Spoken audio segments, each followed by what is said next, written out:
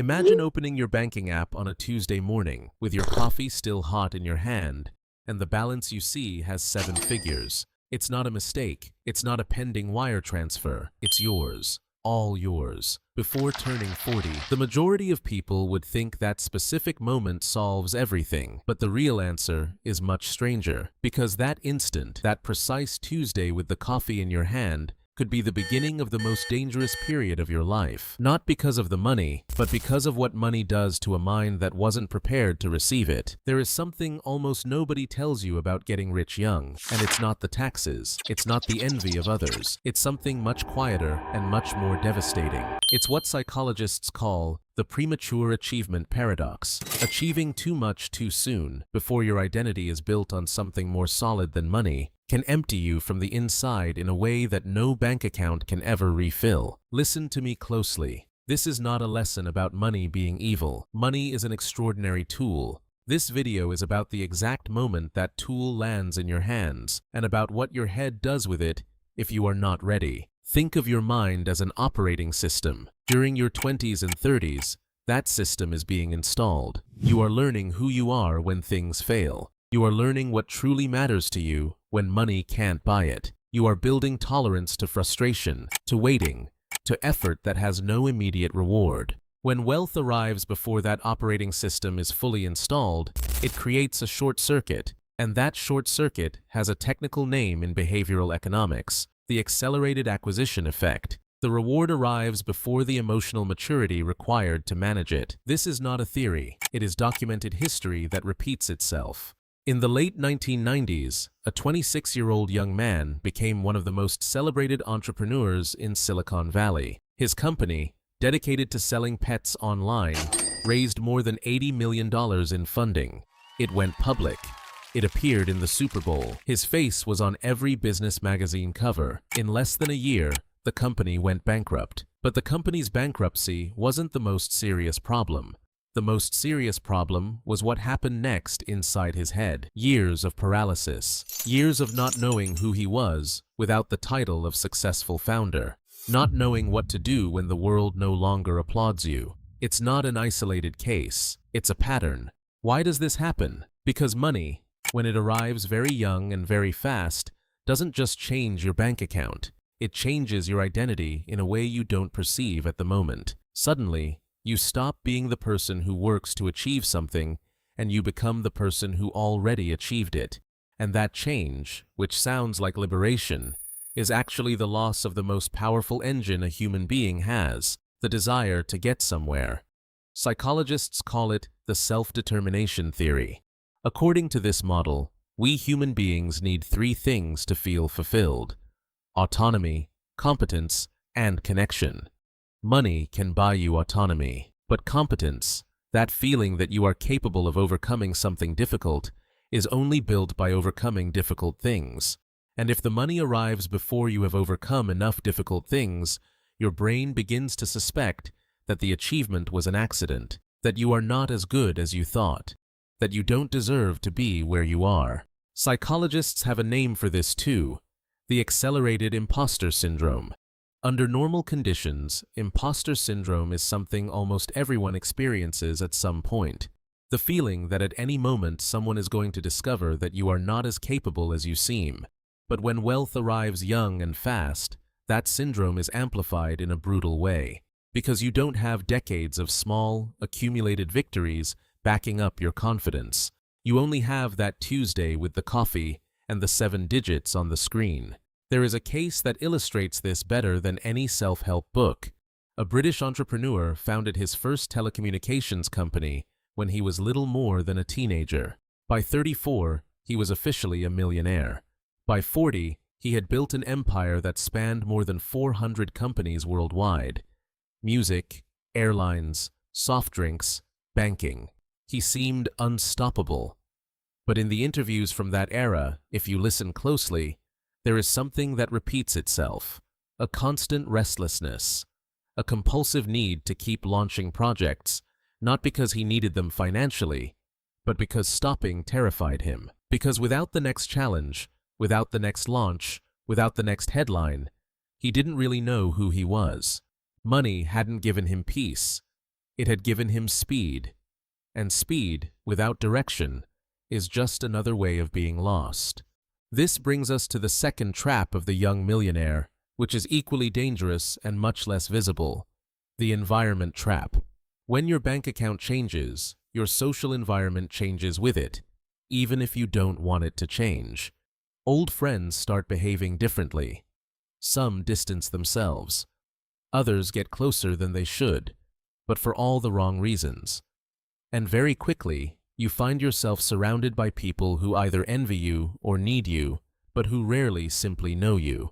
The loneliness of the young millionaire is one of the most documented and least discussed phenomena in the psychology of wealth. It's not the loneliness of having no one. It's the loneliness of not being able to know for sure why the people by your side are actually there. A Harvard University study that followed people who had acquired sudden wealth, whether through inheritance, the sale of a company, or quick financial success, concluded that 72% of them reported significantly higher levels of social distrust in the 5 years following enrichment. Not distrust of the market, distrust of people, of intentions, of gestures, of words. Your brain, which is evolutionarily designed to detect threats, starts seeing threats everywhere you used to see relationships, and that, over time, builds an invisible wall around you that no dollar bill can tear down. But there is a third trap, and this one is the most subtle and the most expensive of all. It's called the identity consumption trap. When you are young and suddenly have money, and your identity is not yet completely formed, there is a massive temptation to use consumption to define who you are. The car is not a car. It's a statement that you made it. The apartment is not an apartment. It's the physical proof that you are who you say you are. The watch, the trip, the clothes, the table at the restaurant. Everything becomes an extension of an identity that, in reality, you are still building. The economist Thorstein Veblen described this phenomenon at the end of the 19th century with a term that is more relevant today than ever: conspicuous consumption, spending not to satisfy a real need, but to signal status, to convince others, and above all to convince yourself, that you are the type of person who can afford that. And the problem with identity consumption is not that it's bad in itself. The problem is that it is infinite. There is always a faster car. There is always an apartment on a higher floor. There is always someone with a more expensive watch. And if your sense of who you are depends on being at the top of that ladder, you will never be at the top, because the ladder has no end. The data confirms it. An analysis of more than 4,000 millionaires conducted by researchers at Purdue University revealed something that destroys the myth of money as a guarantee of happiness. They discovered that past a certain wealth threshold, which, in European terms, is roughly equivalent to 100,000 euros of annual income, daily emotional happiness stops growing significantly with money. What did keep growing was life satisfaction, but only in those who had built an identity based on values and relationships, not on possessions. In other words, money amplifies what you already have inside.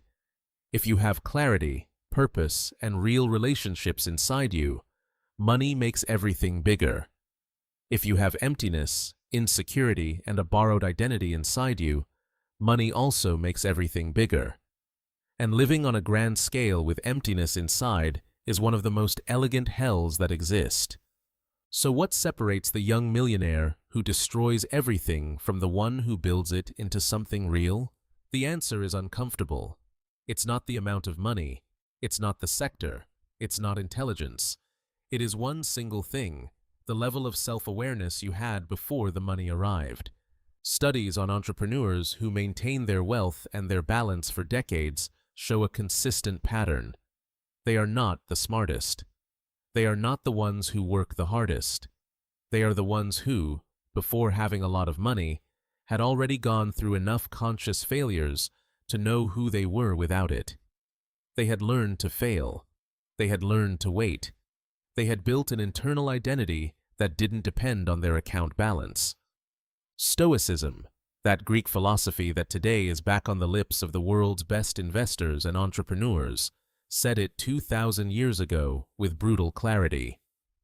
Marcus Aurelius, who ruled the largest empire of the known world with every imaginable resource at his disposal, wrote in his private journals that the only real danger of power and wealth was the illusion that they could give you what only you could give yourself. Virtue, clarity, peace. Those things cannot be bought. They are built. And they are built in difficult moments, not on Tuesdays with your coffee and 7 digits on the screen. So, what do you do with all this? If you don't have that money yet, what you have right now is the most valuable asset that will ever exist in your financial life. Time to build yourself before wealth arrives. Time to fail without the failure costing too much. Time to learn who you are when you have nothing to prove. If you already have that money, the question you need to ask yourself is not how to multiply it. The question is whether you would know who you are if it disappeared tomorrow. If the answer makes you nervous, that's where the real work lies. Because this morning, when you opened your banking app with your coffee in your hand, what you saw on the screen was not the finish line. It was only the beginning of the most important question money can ask you. And you? Who are you without it?